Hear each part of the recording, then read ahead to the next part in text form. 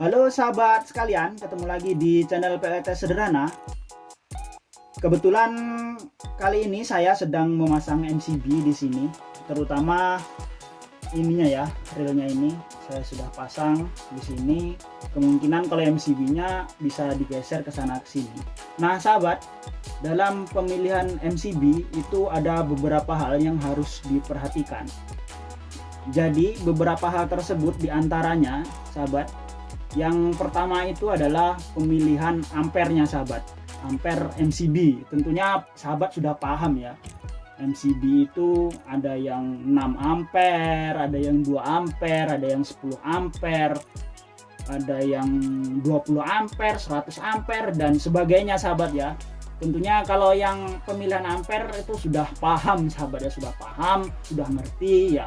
Fungsinya untuk membatasi agar arus tidak berlebih gitu, sahabat. Nah, itu saya anggap sahabat sudah lebih paham dari saya. Nah, kemudian sahabat, selain arus ya, selain ampernya, itu ada hal lagi yang harus kita perhatikan dalam memilih MCB.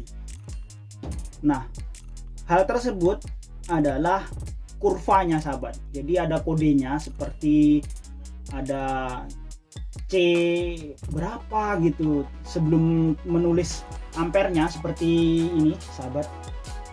Nah, ini dekatkan. Ini terlihat ya, ini C40 ya. Kurang jelas, sudah terhapus tulisannya. Ini C40. Ini untuk MCB DC 40 ampere ini, sahabat. Kemudian ini C10 ya, C10. Ini untuk MCB 10 ampere, sahabat. Dan yang ini adalah 16, sudah buram, sahabat ya. Nah, kurva-kurva tersebut ya, seperti kode C, ada CL, ada Z dan sebagainya, itu adalah kurva cara kerja dari MCB ini, sahabat. Jadi misalnya yang C ini 3 kali arus yang lewat baru trip, dan kode-kode yang lainnya memiliki rank kerja yang berbeda, sahabat.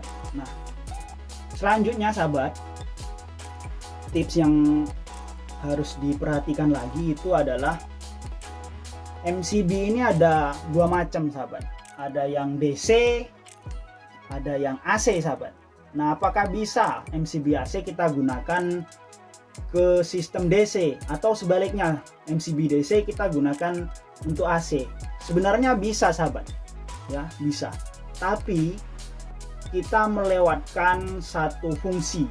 Jadi misalnya kita menggunakan MCB AC untuk MCB DC misalnya, nah itu arus yang lewat itu kan beda, sahabat.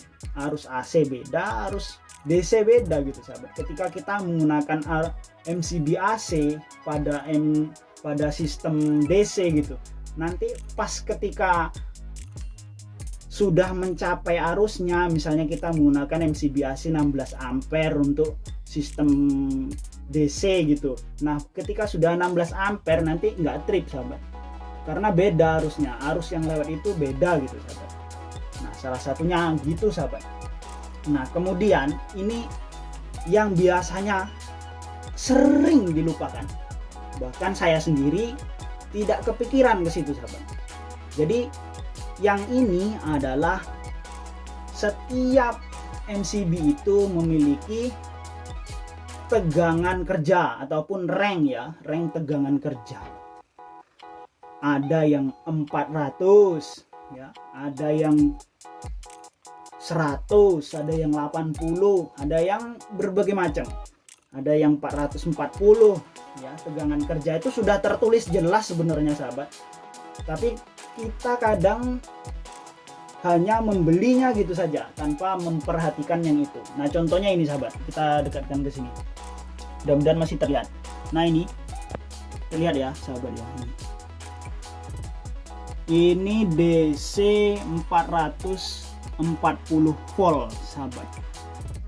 Kemudian saya punya ini MCB lama saya, ini MCB. Ini untuk AC, ini tegangan kerjanya ringnya itu sampai 400 ya, 400 dan 230 atau 400 volt ya sahabat. Ini MCB 16 ampere. Mungkin kalau AC itu nggak masalah sahabat, tinggi ya, kurang berpengaruh lah.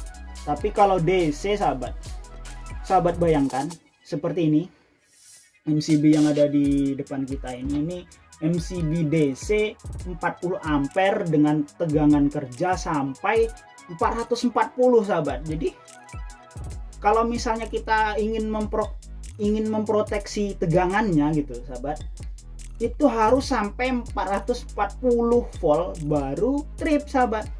Sedangkan sistem PLTS kita misalnya, saya ini menggunakan 12 volt. Ya kalau 12 volt itu belum apa-apa sahabat, masih belum dianggap sampai voltase segitu sahabat. Atau misalnya untuk tegangan dari panel surya, misalnya panel surya kita menggunakan 100 volt gitu ya, 100 volt atau 80 volt atau di bawahnya gitu. Nah ini masih terlalu jauh juga sahabat, masih terlalu jauh untuk memproteksi tegangannya sahabat. Jadi ini adalah menurut saya ini adalah sebuah keteledoran saya dalam memilih MCB. Harusnya saya memilih MCB yang tegangan kerjanya itu untuk DC misalnya ya kita pilih yang di range-nya itu ya 60 volt ya, yang di bawah 100 volt gitu sahabat. Nah gitu, jadi tidak terlalu jauh rentang jarak dari sistem PLTS kita dan MCB-nya. Jadi misalnya kita pasang di panel surya gitu, nah tiba-tiba melonjak voltasenya entah karena sebab apa atau ada apa gitu, tiba-tiba melonjak voltasenya, itu masih terlalu jauh. 440 ini masih jauh sekali sahabat. Nah ini salah satu hal penting dalam memperhatikannya, yang perlu kita perhatikan dalam memilih MCB sahabat. Nah saya rasa begitu sahabat. Semoga sharing kali ini dapat bermanfaat bagi sahabat semua. Saya mohon maaf apabila ada kekurangan ataupun kurang jelas dalam penyampaian saya, dan jangan lupa untuk di subscribe, dan yang sudah subscribe terima kasih banyak. See you next time and bye.